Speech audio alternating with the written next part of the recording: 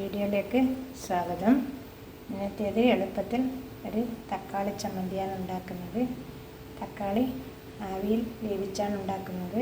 അതിന് വേണ്ടത് ചെറിയ ഉള്ളി, ഉണക്കമുളക്, പച്ചമുളക്, ഇഞ്ചി, വെളുത്തുള്ളി, ഇത് വറക്കാൻ ആവശ്യമായ ചെറിയ ഉള്ളി, ഉണക്കമുളക്, ഉഴുന്നുപരിപ്പ്, കടുക്, കറിവേപ്പില. ഇനി വെളിച്ചെണ്ണ ഉപയോഗിച്ച് ഇത് വഴറ്റണം. തക്കാളി ആവിയിൽ വേവിക്കണം. തക്കാളി ഇഡലി പാത്രത്തിൽ ആവിയിൽ വേവിക്കാൻ വെച്ചു.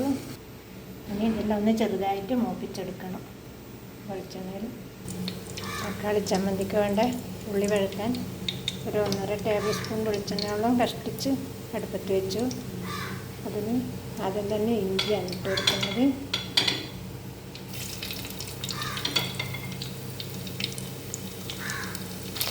ഇഞ്ചി, വെളുത്തുള്ളി, പച്ചമുളക്, ചെറിയുള്ളി, വലിയുള്ളി ചെറുതായി അരിഞ്ഞത്,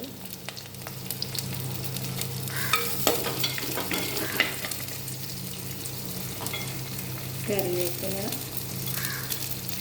ഉണക്കമുളക് അവസാനമാക്കി വെക്കും.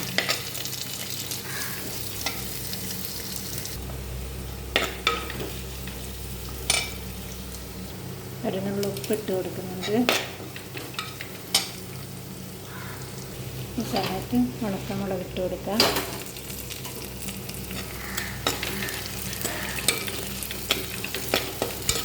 മുളക് പൊടി ചേർക്കുന്നില്ല, ഉണക്കമുളക് ചേർക്കണം. മഞ്ഞൾപ്പൊടി കുറച്ച് ചോപ്പ് ചെയ്തിട്ടാണ് ചേർത്ത് കൊടുക്കാവുന്നതാണ്. തുറന്നു കൊടുത്തു. ഇത് അവിയൽ വേവാൻ നോക്കുന്നുണ്ട് കേട്ടോ.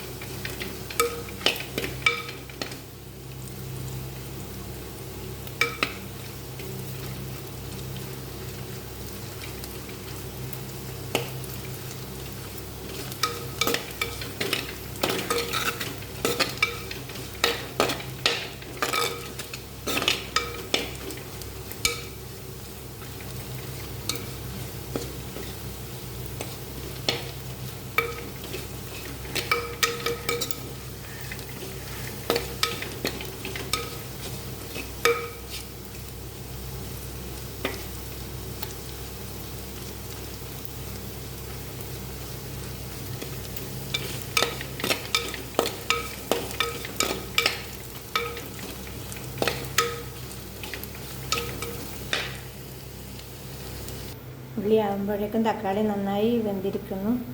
ഇനി തണുക്കാൻ മാറ്റി വെക്കും. തക്കാളിയും ആ വഴറ്റിയ ഉള്ളിയും തണുക്കാൻ ഇവിടെ വെച്ചിട്ടുണ്ട്. തക്കാളി തോല് വേണമെങ്കിൽ ഈ സമയം മാറ്റി കൊടുക്കാൻ നിർബന്ധമില്ല. ഇത് തണുത്തു. ഇനി ഉപ്പും ചേർത്ത് അരച്ചെടുത്തു. ഇപ്പം തന്നെ നല്ല ടേസ്റ്റ് ഉണ്ട്. പാകത്തിന് ഉപ്പും എരിവും എല്ലാം ഉണ്ട്. വറക്കണമെന്നൊന്നും തോന്നുന്നില്ല, അത്രയ്ക്ക് ടേസ്റ്റാണ്. ഇനി ഇതൊന്ന് വറക്കാം. എണ്ണ ചൂടാക്കി അതേ ചട്ടിയിൽ തന്നെ വെളിച്ചെണ്ണ ചൂടാകാൻ വെച്ചിട്ടുണ്ട്. കടുക് ഇട്ട് കൊടുക്കുന്നുണ്ട്.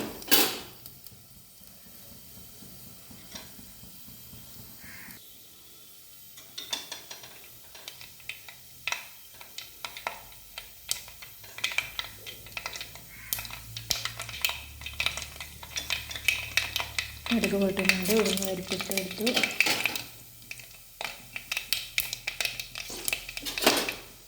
ഇളക്കി കൊടുക്കാം. അപ്പോൾ തന്നെ ഉണക്കമുളക് ഇട്ട് കൊടുക്കുന്നുണ്ട്. കറിവേപ്പില ഇട്ട് കൊടുത്ത്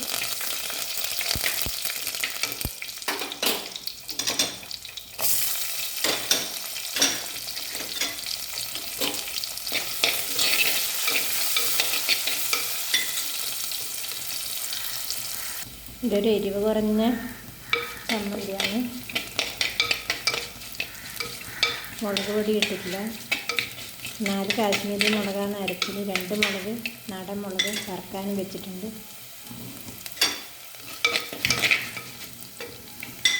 ഇനി ഇതിലേക്ക് ഒരു പാകത്തിന് ആയി വരുന്നുണ്ട്. ചമ്മന്തിക്ക് ഒഴിച്ച് കൊടുക്കാം. ഉള്ളി ചുവന്ന് വന്നിട്ടുണ്ട്. ഇനി ഇതിലേക്ക് കരിയുന്നതിന് മുമ്പായിട്ട് ഇത് ഒഴിച്ച് കൊടുക്കാം.